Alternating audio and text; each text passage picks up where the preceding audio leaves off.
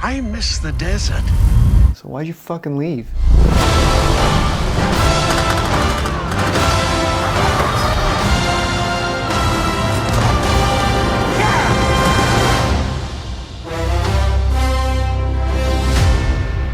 So now we know the name of the next Indiana Jones movie, Indiana Jones and the Dial of Destiny. What a shitty name. It makes me think of like fucking spin cycle on a washing machine or something, or like... I think of a rotary phone. Right. That's just the most boring Indiana Jones title yet. There was a Indiana Jones book back in the day where like him and his dad had to fight Nazis who stole an artifact. It was called the Spear of Destiny. I'd rather watch that. Yeah. But sadly, that's not the world we live in. Well, what we do know, basically, it seems that all the rumors about the movie are true. It's true, all of it. There's the whole time travel element. We're going to see a de-aged Harrison Ford. You know, it's funny how Harrison Ford, probably for the last 15 years, has just been like, ugh, I don't want to do this movie. Oh, you're gonna make me come back. I don't want to play Han Solo again. Oh, I don't want to do Deckard again. Oh, I don't want to do Indiana Jones. Yet he keeps doing it. I think it's quite clear that I've got nothing better to do. I hear that he actually likes playing Indiana Jones. He doesn't like the Han Solo. Okay. He'd be roped into that. But he did it. He did it, yeah. They didn't have to rope him too hard. None of these movies would happen if he just said no. This is Disney once again taking a dump on all the things that On a beautiful we love. IP. Not like this franchise was really that much better before Disney bought it, because Indy 4 was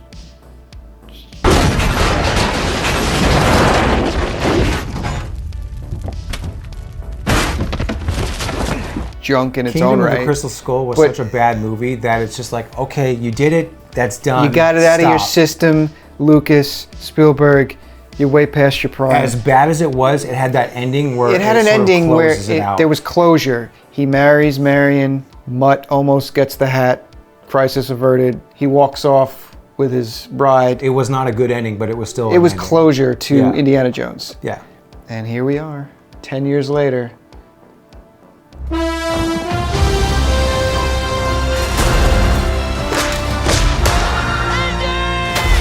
The last one was in the 1950s. You had the communists take over as the big bad. Yeah, the Soviets. Russians. Now we're in the late 60s. Yeah. I mean, I guess it would still be the Soviets, but that's not the direction they're going. They're going with the They have to tried bring and back the true Nazis. Nazis. It's like what they did with Temple of Doom. Temple of Doom, they do something different, no Nazis. And then that movie didn't do well. And so the filmmakers just thought, oh, well, we got to do familiar territory again. We'll bring the Nazis back for the third one. So Bring Last the Nazis Crusade, back. they bring the Nazis back. But then Crystal Skull comes out, obviously no Nazis. They tried the Soviets. That did not work out. They weren't compelling villains, really. You could have made them compelling. You could have, but they didn't. It just felt very phoned in. Yeah. And Crystal Skulls was not a very good-looking movie. No, Crystal Skull was made during that Spielberg era where him and Janusz Kaminski as DP were just like washing the shit out of all the images. Yes. You know, as Things much as I that love were- Minority Report, that movie's got this very washed out look. Yeah. AI's got that. War of the Worlds has that Yeah, look. just CGI popping up all over the place where it didn't Yeah. need to. The Yeah. prairie dog in the opening shot Oh set the my tone God. for the entire film. Yes. Done. Fast forward, we get James Mangold. I guess this leads us into what could potentially be good about the movie. Mangold is a very good director. He's a very Yeah. competent director. And not only has he made good films, within the past 10 years or so, he's made 2 movies that, in my opinion, are very good movies about masculinity. And that's Ford v Ferrari and 310 to Yuma. Both fantastic movies. Yeah. And both deal with masculinity Yeah. in a very positive light, which is not really seen in today's filmmaking No, lineup. as a directing choice, I'm okay with that. Yeah. The writing team, which he's part of, they were responsible for like Edge Ford of v- Tomorrow, Edge of Tomorrow. Ford vs. Ferrari, Yes. solid movies. Excellent movies. Yeah. So, Edge of Tomorrow is a good script. yeah. Will that creative team be allowed to flourish under the umbrella of Kathleen Kennedy and Yes. the Disney crew?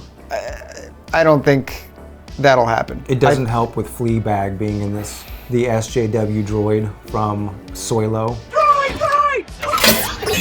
Congratulations, you're liberated. And we checked the IMDb page, and she was not listed as a writer on this film. Oh, dude, there's no way But she you did not do know, a pass on the script. she had her hands at some point. 100%. She did a pass, just like, oh hey, we got this James Bond movie. What would make it better? Oh, let's give it to Fleabag. Maybe she can bring it to the modern audiences. So they gave it to her, and then we ended up with No Time to Cuck. No Time to Cuck. Which we know- Cucked Bond. Don't you think we ought to get to know each other just a little bit before we, Oh, no, no, I'm sorry. Fleabag, she did a rewrite of the Bond movie, but she's in this movie. She was there on She's set every actually single day. in this movie. Yeah. So you know she was there looking over the screenwriter's shoulder like, Huh. It's a little toxic what is that, to me. what's that man doing? Is he succeeding? Hold on. Indy's showing too much competence right here. Yeah, we need to make him look like a fool and have the woman next to him do whatever he's doing better and then explain it to him. If you don't remove that line where he tells me to smile more, I'm walking. And you need me in this picture. There's no way this movie will succeed without me attached to it. We still don't know definitively what her role is in the film. If she came in as like some kind of antagonist or some kind of character like Benny from The Mummy or something. Think of my children. You don't have any children. Someday I might. Shut up. Something where it's like you can play off of she's a little evil or she steals artifacts. Something like more like her character from the show that made her famous. I'd be okay with that. Or even as like a sidekick who... I'm fine with her just being Indy's newest sidekick. Yeah, sidekick, just like Short Round or Right. Sala, what like... Statistically, he'd end up partnering with a lesbian at some point. So Yeah, this could be the time. This could be the time that he does it. Why not? It's the civil rights era.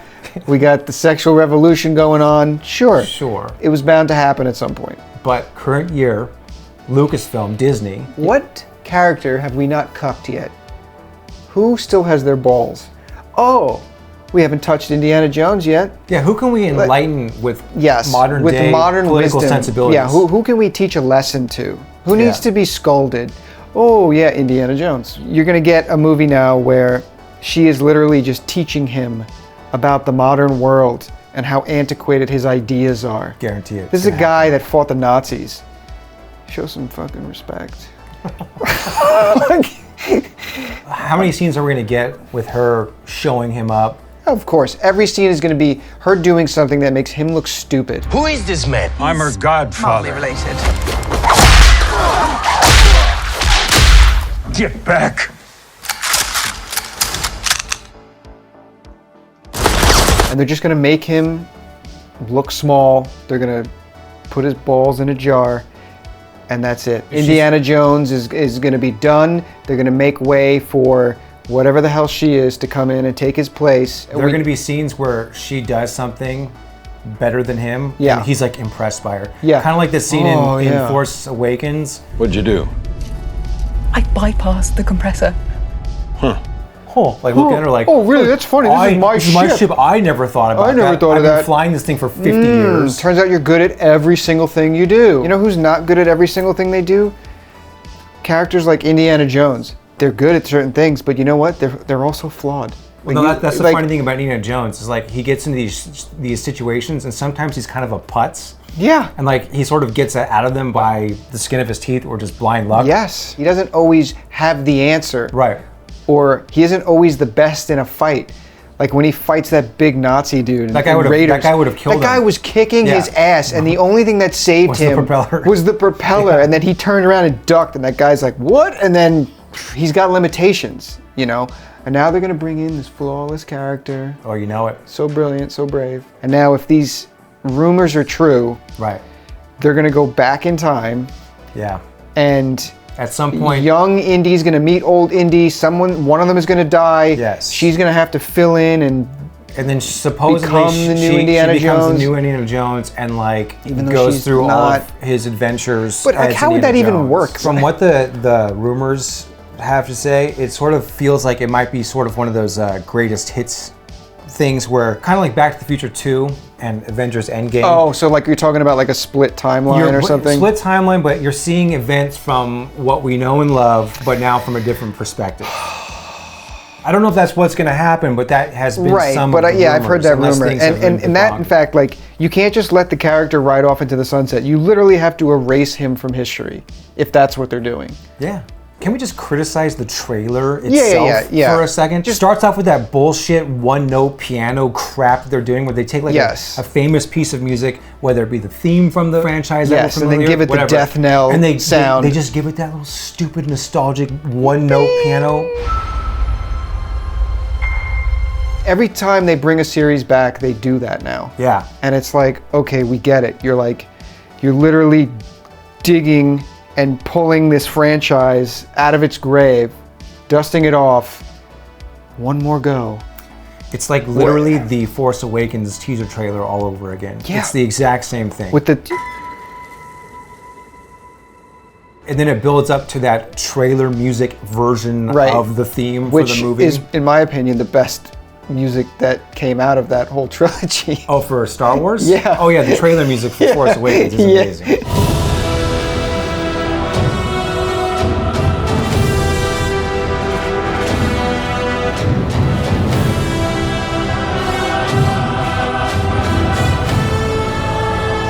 The Indy 5 trailer, some of that CGI looks really bad.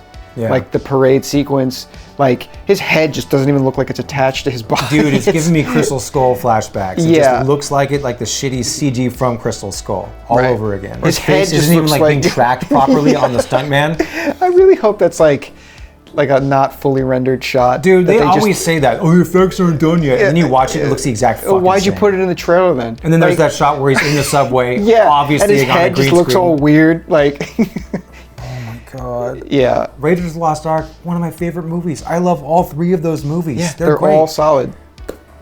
And that's it. That's all we had. That's all we got. Stop taking shits on everything we like. One of the things I love about Indiana Jones is how it came about in the first place. Spielberg wanted to do a Bond movie. Yeah. Lucas was like, I have something better than a Bond movie. There you go. Pitched it to Spielberg, and Spielberg was immediately intrigued. Yeah, exactly. He's like, this is great. Yeah. Let's do this. And what do you end up with? Indiana Jones. Do they do that now? No. They don't sit down and they're like, oh, let's come up with something new, a new character, and flesh it out and make it just as cool as this was.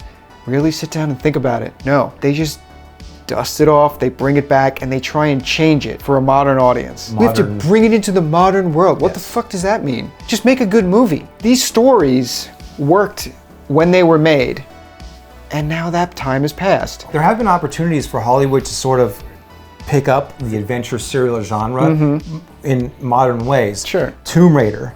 Fuck those movies. Those movies suck. But that was an opportunity to like sort of capture that audience. Yes. Recently, Uncharted. Right. That could be like the modern day equivalent of Indiana Jones if they hire competent people to make them. Yeah, the Uncharted movie. If you play the games Uncharted, that is more of an Indiana Jones movie than all of this shit. The movie they made from it, it's just like, oh, you're just falling into the same bullshit again. There's your opportunity, though, to do something new. Yeah. You had said something kind of interesting when we first watched it. You were like, I want it to be good.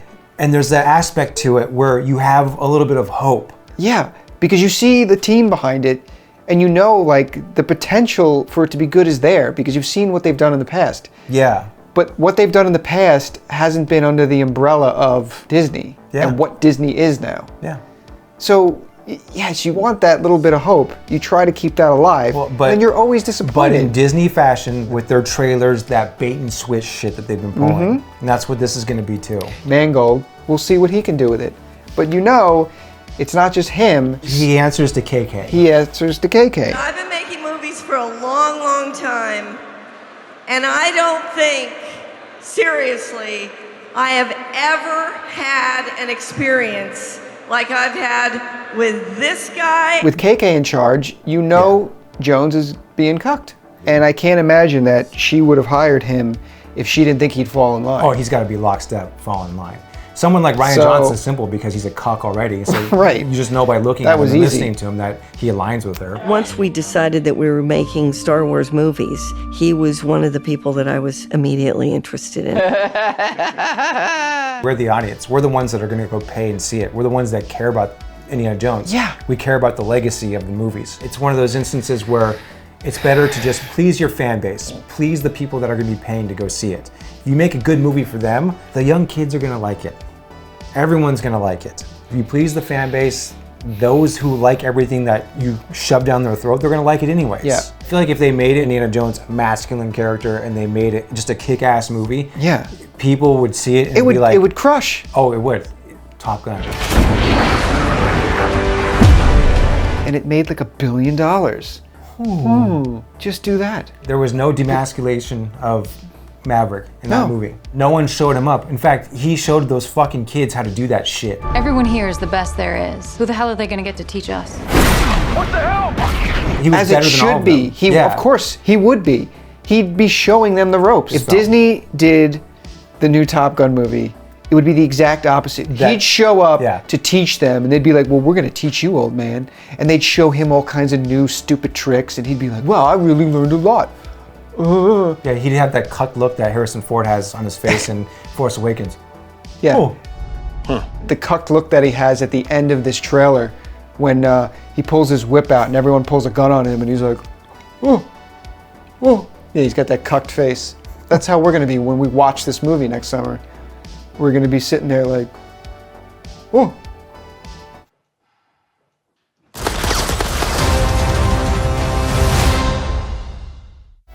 Well, there it is. I can't wait.